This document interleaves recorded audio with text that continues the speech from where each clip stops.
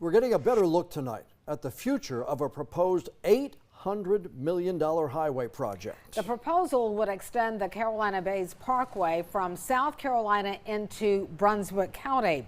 WECT's Connor Smith looking into where all that money might come from. Connor, you've learned a toll option might be off the table. Yeah, that's right, Fran. I received a copy of the state's tolling analysis study for that Carolina Bays project extension. The main takeaway here, there won't be enough drivers on the new road in Brunswick County, so it doesn't make sense to make you pay a toll. A new highway connecting North and South Carolina could mean a quicker drive to Myrtle Beach. The question, how much that drive could cost you.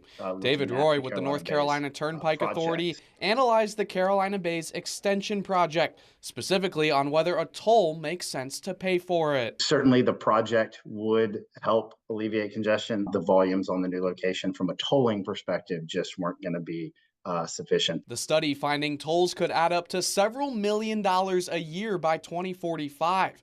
Roy says that could cover regular road maintenance, but would not put a dent in the estimated $800 million construction cost. It's not likely that toll revenue would be sufficient to help reduce that cost to the state. The study looked at a couple different scenarios for the project. The first phase would connect the Carolinas north of Route 17, and the two options for the second phase, a shorter one linking up with 17 or a longer option that runs to Charlotte. None of them showed sufficient revenue. The proposed project has frustrated Brunswick County neighbors. Several hundred of them packed a public hearing in Sunset Beach in October. We heard concerns about traffic, cost, and environmental impacts. A toll would likely generate even more frustration, but Roy says the math just isn't there. It's not the right solution for every project, and it really does require a significant volume before I think it starts to make sense. Now transportation leaders on both sides of the state line have to decide how they'll turn this project from a map into a road.